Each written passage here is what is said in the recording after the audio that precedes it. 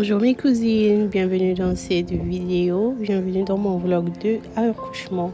La dernière fois nous avons été ici dans la vidéo précédente, donc c'était les jours que mes contractions ont commencé. Je me suis dirigée vers l'hôpital et arrivée là-bas j'étais à 1 cm jusqu'au prochain jour et ensuite je me suis fait renvoyer à la maison.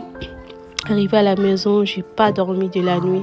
J'avais des contractions, mais j'étais chez mon gynécologue et j'étais toujours à 1 cm.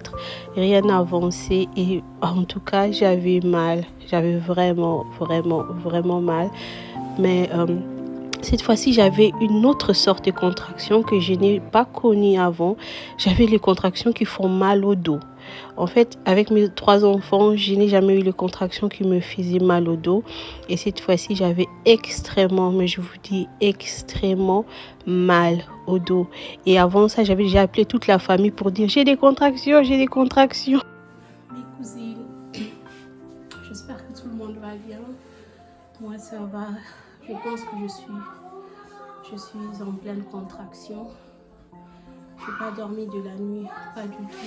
C'est fou. Et non, mais c'est ton frère qui t'appelle. Rodrigue? Ouais. Ta sœur, il est en vidéo là. Elle fait un truc là. Attends, tu la passes.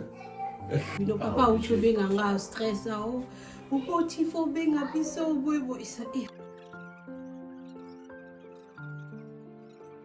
Je téléphone avec mon père. Le papa, il est un peu inquiet et tout parce que je lui ai dit que j'ai des contractions. Maintenant là, il fait que m'appeler. Mon frère m'a appelé, mon père m'a appelé. I'm so stressed. Maintenant pour l'instant ça va, je vais essayer de manger quelque chose. Et la sage-femme m'a dit de le mettre dans une baignoire avec de l'eau chaude pour savoir si ce sont de vraies contractions. Mais ça tire vraiment jusqu'au dos. Je pense que ce sont de vraies contractions. Et pendant ces temps, j'avais aussi téléphoné avec ma petite sœur et je lui ai dit de commencer déjà à quitter sa maison, de venir pour rester avec les enfants parce que je sentais que... Mais je voulais pas aussi, mon mari il était là, viens, on va à l'hôpital, mais je dis je veux pas aller à l'hôpital et me faire renvoyer.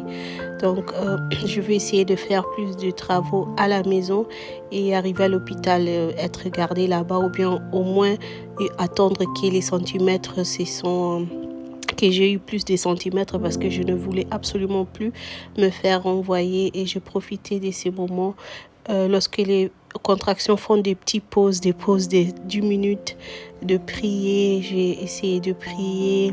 J'ai déclaré des paroles sur mon ventre, sur mon enfant, sur l'accouchement, sur moi-même, sur l'hôpital, sur chaque docteur, chaque infirmier qui va me toucher. J'ai déclaré des paroles, j'ai loué Dieu, j'ai écouté les musiques de l'adoration et j'étais dans la prière. J'étais vraiment dans la prière et pendant ces temps de fois, je faisais des stops et je criais. Je voulais pas que mes enfants comprennent que je suis en douleur parce que je voulais pas le laisser en panique parce que déjà ils vont rester avec ma petite sœur et je serai partie pendant 3 jours. Donc je voulais laisser le plus calme que possible. Donc à la maison, j'avais un peu de maîtrise parce que j'avais mes enfants et ça me permettait pas de crier ou soit de pleurer pendant les contractions.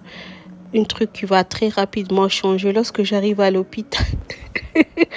Mais avec les enfants, ça m'a aidé de me maîtriser un peu.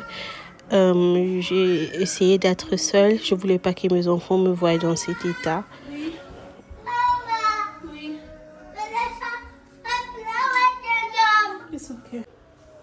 Tatou, pendant ces temps, il était tellement excité. Il commençait à danser. Et j'ai essayé de faire les escaliers. J'ai essayé de marcher à la maison. Je dis bien essayer parce que je faisais ça pendant quelques minutes, quelques secondes. Et en plus, après, j'avais besoin de pause. Mais j'essayais pas d'aller à l'hôpital et de me faire renvoyer ou soit d'attendre là-bas ou soit quoi que ce soit parce que je ne voulais seulement qu'arriver à l'hôpital et que le bébé arrive. Et Dieu merci, ma petite sœur aussi, elle était déjà arrivée à la maison.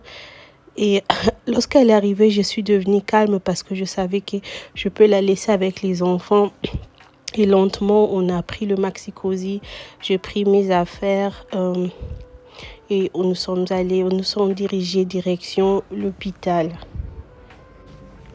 À l'hôpital, ils m'ont dit que je devais faire les tours au parc de l'hôpital parce qu'il n'y avait pas de changement au niveau du centimètre. J'étais au bout de mes forces, j'ai commencé à pleurer et je suis retournée à la maison. Je pensais que ça va durer. Et la nuit, lorsque ma petite sœur elle est déplacée pour aller avec ses copines, j'ai eu des fortes contractions et j'ai dit à mon mari que ça ne sert plus à rien de m'accompagner à l'hôpital. On a besoin d'une ambulance. Dès que je suis montée dans l'ambulance, 1 minute plus tard, j'ai commencé à ressentir l'envie de pousser. Je criais, je dois pousser, je dois pousser. Le monsieur me disait, madame, surtout ne poussez pas. Dès qu'on est arrivé à l'hôpital, de ma maison jusqu'à l'hôpital, ça a pris 8 minutes et l'enfant est arrivé dans l'ascenseur. On n'a pas pu arriver jusqu'à la maternité. C'est dans l'ascenseur avec deux hommes de l'ambulance que j'ai accouché. Et il y a les femmes sages qui sont venues. Il y a un docteur qui est venu nous attraper. Je ne sais pas s'ils avaient appuyé un bouton de SOS, mais il y avait plein de gens dès qu'on était arrivés. Dès que l'ascenseur était ouvert au 3e étage, mais c'était déjà trop tard parce que je criais aussi que la tête est là, la tête. Et lorsque le monsieur a descendu mon pantalon, il a crié Artouchaï, c'est ce qui veut dire oh merde. Et le bébé était déjà arrivé. C'était vraiment un accouchement, c'était dans 8 minutes. Donc de ma maison jusqu'à l'hôpital, on n'a pris que 8 minutes et les bébés étaient arrivés. Gloire au Seigneur. J'étais totalement tourmentée les jours avant. Je savais que ça va faire mal, que ça va durer, mais je ne m'attendais pas à 8 minutes d'accouchement. Ça, c'est la nourriture d'hôpital. Je ne vais pas être la seule personne qui ne mange jamais à l'hôpital. Je déteste ça. Et pour moi, j'avais appelé Tatou. Il était triste qu'il n'avait pas assisté à l'accouchement parce que l'on propose, Dieu dispose, mais on a dit que c'est notre dernier bébé. Déjà, Didi, c'était notre dernier bébé, mais comme je disais, l'on propose, Dieu dispose. La nourriture de l'hôpital, c'était horrible. Donc, je suis allée me chercher un petit truc en attendant Tatou. Et lorsque Tatou il est arrivé, il a vu Baby K. C'était le coup de foudre total. Il est tombé amoureux. Il dépose même plus depuis qu'il est venu. Depuis que Baby K est venu dans notre vie, elle dort sur son poitrine. Elle se réveille sur son poitrine. Donc, je vous dis, c'est une histoire d'amour qui a commencé et qui va jamais se terminer. Regardez comment il est amoureux de son bébé.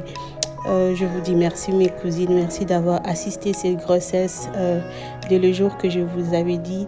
Merci pour vos prières, merci pour vos supports, merci pour vos conseils, merci énormément. Vous savez combien je vous aime. Merci à tous mes abonnés, tous mes nouveaux abonnés. Je vous aime énormément. Que cette grâce localise toute femme qui est en train de prier pour ça. Je veux prier pour vous et que l'Éternel Dieu nous protège, nous garde tous. Je vous aime énormément. Croyez en vous, croyez en Dieu. Réalisez vos rêves. On se retrouve très bientôt pour une prochaine vidéo. I love you.